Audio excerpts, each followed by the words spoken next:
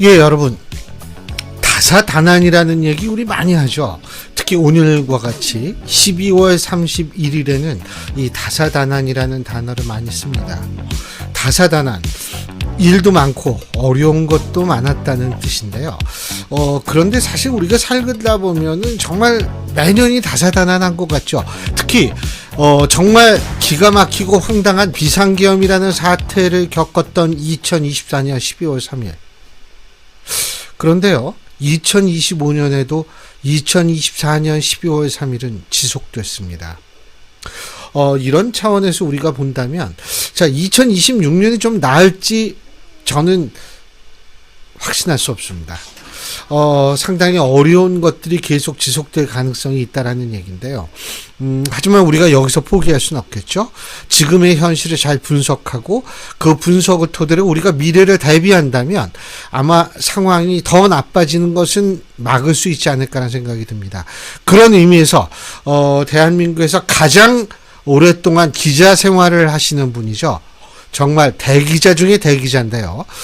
지금 스튜디오에는 조갑제닷컴의 조갑제 대표님 나와 계십니다. 안녕하십니까? 안녕하십니까? 자주 만납니다. 원래는. 예. 아니 내년에도 자주 뵐. 아주 많이 도와주세요. 일단 이거부터 여쭤봐야 될 것 같아요. 이해운 전 의원이 기획예산처 장관으로 지명이 됐는데 이걸 단순하게 어떻게 보십니까가 아니고 여기에서 이렇게 지명을 함으로써 국민의힘 쪽과 이재명 대통령 두 경우에 누가 더 이익과 손해를 봤을까요? 어떻게 보십니까? 가장 손해본 사람은 국민의힘 장동혁 대표 아닙니까? 아하. 예. 왜냐하면 이해운이라는 사람이 윤어게인 세력이잖아요. 윤어게인 세력의 대표가 장동혁 국민의힘 대표고, 이해훈 씨가 이번에 수락을 하면서 전혀 알리지 않았잖아요. 좀 가짜게 봤다는 것 아닙니까? 예. 우롱당한 거죠. 그리고 어차피 윤어게인 세력이라는 게 그 본성이 불법 계엄 옹호 그리고 부정선거 음모론 세력이거든요. 그 핵심이. 예. 그건 부인할 수 없는 거 아닙니까? 그죠? 예. 예. 그래서 저는 그 그룹을 거구 컬트 그룹이라고 부르는데, 예. 거기 속했던 사람이 180도로 바뀌어가지고 어제는 보니까 이재명 내란을 외치던 사람이 윤석열 내란이라고 하더라고요. 막 표변을 하더라고요. 예. 그런데 사실은 이 거구 세력이 그런 표변을 합니다. 이 사람들은 자리를 탐하는 사람들이기 때문에 예. 자리가 앞에 눈에 어른거리면 확 바뀌어버려요. 아니 장동혁 대표도 그런 사람 아니에요. 이분이 작년 12월 3일 밤에 계엄 해제 투표를 18명 중에 한 분 아닙니까? 예, 예. 그러다가 갑자기 한 4일 뒤인가? 4일은 조금 더 걸리는군요. 한 열흘 뒤에 갑자기 한동훈 버리고 반 한동훈으로 돌아서 현 위치까지 온 것 아닙니까? 한 분 또 변신할지 모르죠. 갑자기 대표님께서 그 말씀하시니까 장동혁 대표가 분명히 계엄 해제에 찬성표를 던졌는데 또 최근에는 계엄은 의회 폭거 때문이다 이런 말을 또 하고요.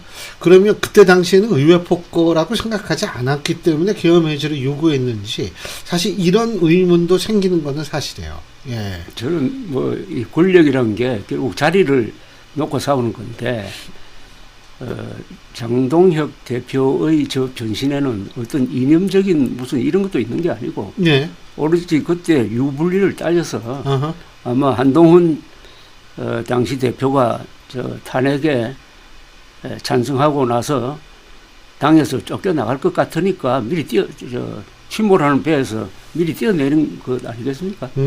지금도 한국의 거구 세력에 엎여 있잖아요. 예. 이제 내리기가 힘들 겁니다. 근데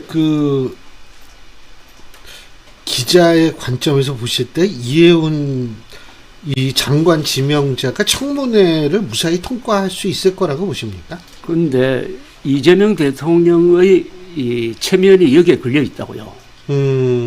그러니까 국민의힘보다는 민주당이죠. 그, 예. 이재명 대통령이 신경 쓰는 것은 예. 민주당의 기류도 정면 반발은 좀 힘들지 않을까 그렇게 생각이 듭니다. 예. 다만 청문회 과정에서 국민의힘이 결정적인 폭로를 할 수 있느냐는 거죠. 이해훈 씨가 오랫동안 국민의힘에 몸을 담았으니까 국민의힘이 이해훈 씨에 대해서 많이 알고 있을 것 아닙니까? 거기서 어떤 비장의 카드가 나오는지 예. 거기에 달려있다고 저는 생각을 합니다. 민주당 안에서의 정면 도전은 반발은 좀 어렵지 않을까. 오히려 국민의힘이 더 이해운 후보자 지명자를 흔들 가능성이 있다 이 있는데 말씀이시죠? 정보가 많으니까요. 뭐 저 청문회에서 폭로라는 게 정보 힘인데, 그렇죠. 정보력인데 같은 밥솥을 먹었으니까 뭐 많이 알겠죠. 다만 그걸 폭로할 용기가 있느냐, 그만한 뭐가 있느냐는 거죠. 그 요새 여의도에는 그런 얘기가 있답니다.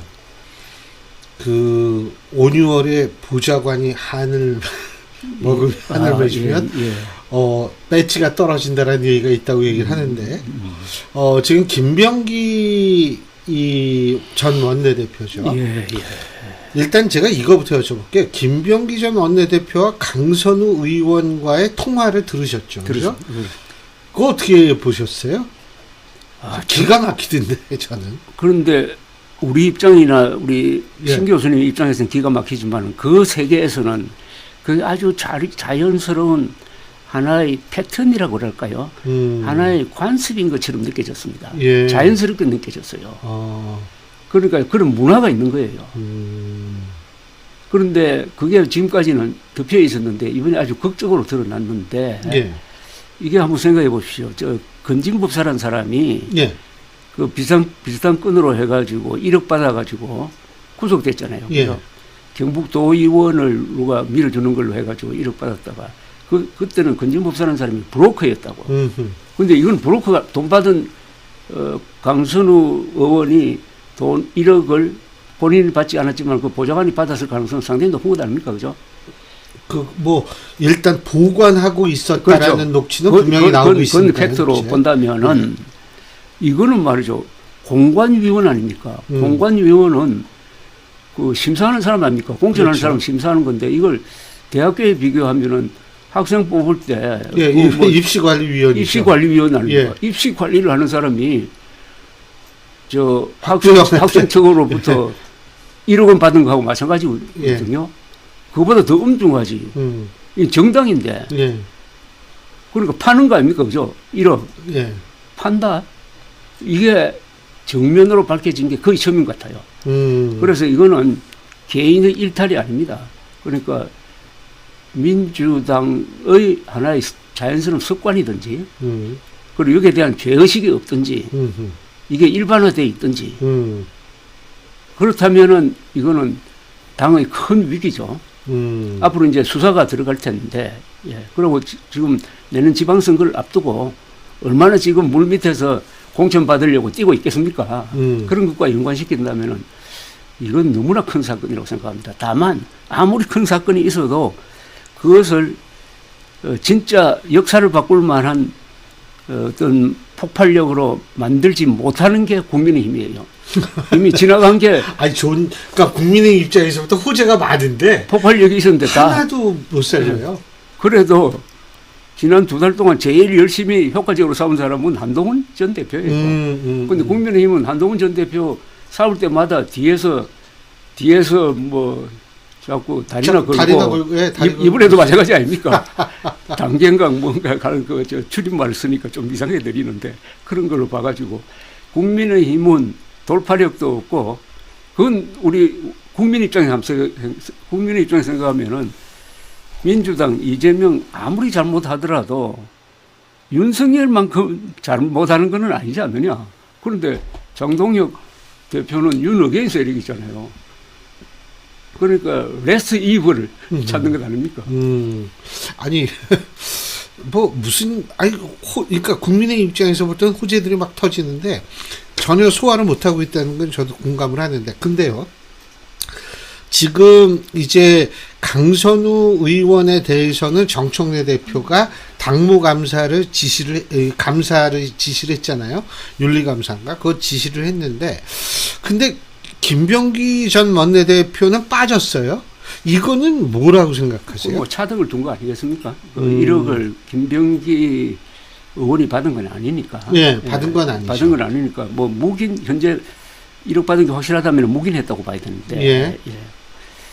거기서 차등을 두려고 하는데, 근데 이 수사를 하면은 어차피 김병기 의원을 부를 수밖에 없을 것이고, 그래서 이게 지금 이 사건은 민주당 정권의 상층부에도 상당한 변화를 줄 수 있는 것 아니겠습니까? 그죠? 또 김병기 의원이 그동안에 조금 정청래 대표보다는 합리적으로 보이고, 예, 실용적으로 보이고, 그럼요. 또 예. 이재명 대통령과 국민의힘하고도 어떻게든 얘기도 해보려고 가깝게 노력 많이 했죠. 역할을 했던 사람인데 맞습니다. 이렇게 되었다 이거예요. 그래서 이재명 대통령한테는 조금 타격이죠.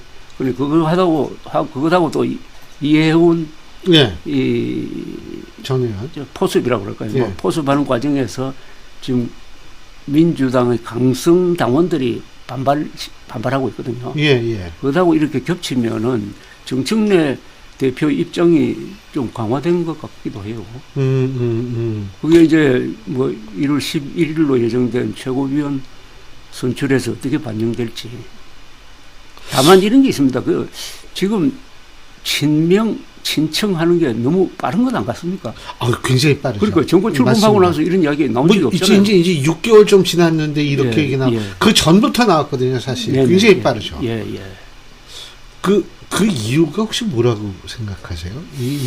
이럴 수가 없는 건데. 이재명 대통령은 어쨌든 실용 노선으로 가려고 노력을 하는데, 예. 정청래 대표는 이 내란을 자기의 브랜드로 생각하는 거 아니겠습니까? 그죠? 또 그 탄핵소추위원장도 하고 해가지고, 예. 또 헌재 자주 나가고 하면서부터 이게 어떻게 보면 내란몰이, 우리는 내란몰이라고 그러는데, 예. 그쪽은 내란청산이라고 그래요. 그거하고 본인이 일체화가 된 것 같아요. 그러니까 상당히 신념이 있는 것처럼 그렇게 이야기를 합니다. 그러니까 자기의 정치 생명이나 정책 행동과 내란 청산이라는 거를 완전히 딱 붙여버렸다 이거죠. 그렇죠. 그러면 앞으로 뭐 어디 가든지 자신이 업적으로 내세우려면은 이걸 가지고 뭘 만들어낸다. 그런데 그게 상당히 지금 효과가 있잖아요. 또. 효과가 있고 그걸 뒷바람으로 해가지고 여러 가지 무리하는 개혁 법안도 통과시켰잖아요. 예. 실적이 있습니다. 예. 거기에 대한 호불호를 떠나서. 예. 그러니까 상당히 지금 자신만만한 것 같아요. 대표님이 보실 때 이 내란 이거, 자, 여기서 자연스럽게 우리가 넘어갈 수 있는 부분이 통일교 특검이거든요.